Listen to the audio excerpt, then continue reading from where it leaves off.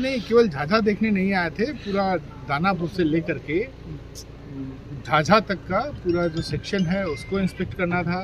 बीच बीच में जो हमारे अमृत भारत स्टेशन के कार्य चल रहे हैं, कुछ निर्णय होने बाकी थे, वो साइट की कंस्ट्रेंट देखी गई। और झाझा में मेमू शेड देखना है, ये स्कूल का कैंपस खाली हुआ है, इसको कैसे हम इस्तेमाल कर सकते हैं, उस चीज़ को देखनी थी। सर, यात्री सुविधाओं में भी कुछ बढ़ोतरी होगी क्या? बिल्कुल बढ़ोतरी होगी। जैसे आपने पिछली बार सजेशन दिया था कि उस एफओबी का एक्सटेंशन जो पहले वाले प्लेटफॉर्म पे नहीं है, उसके लिए हम लोगों ने क्रम प्रस्तावित किया हुआ है।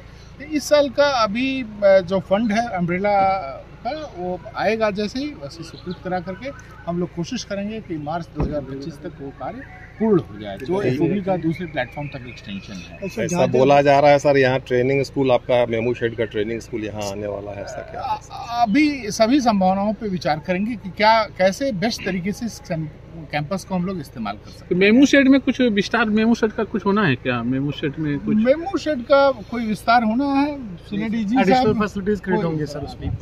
ऐसी नहीं जो होनी थी सर, वॉशिंग प्लांट वगैरह आ रहा है, तो आधुनिक सुविधाएं मिलेगी वहाँ पर। अभी जितनी मतलब मेंटेनेंस हमें अलॉटेड है, जितनी रिक्स के लिए, उसके हिसाब से हमारे पास सुविधाएं हैं। लेकिन अगर रिक्स को और बढ़ाने की जरूरत पड़ती है तो उस हिसाब से उस इंफ्रास्ट्रक्चर में और सुधार किया जाए। Railway high sir, platform number 1, 2 पे एक भी शौचालय नहीं है सर, महिलाओं को काफी दिक्कत होती। तो सर क्या पिछली बार भी आपने सजेशन दिया था, लेकिन आप जानते हैं नया काम करने के लिए हमेशा एक नया काम स्वीकृत कराना पड़ता है।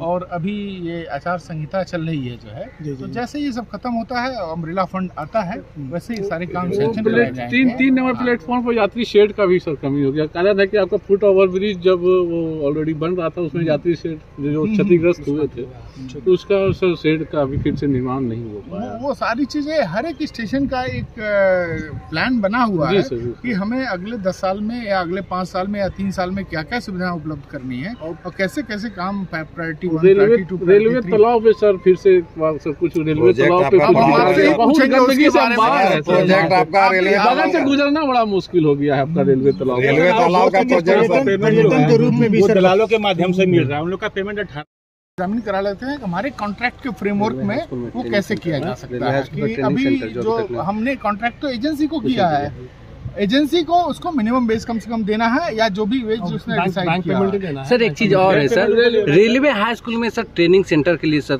लेकिन सर ट्रेनिंग सेंटर तो वो रेलवे हाई स्कूल सर आप लोगों ने सर उसको चयन कर लिया था। हाँ, तो क्या वो ट्रेनिंग सेंटर रहेगा? वो देखिए, रेलवे बहुत बड़ा महकमा है, बहुत सारे लोग हैं, तो ट्रेनिंग की रिक्वायरमेंट तो बहुत सारे स्टाफ को होती है। वो एक पर्टिकुलर ट्रेनिंग के लिए थी, यहाँ पे और बड़ी ट्रेनिंग का स्तर हो सकता है।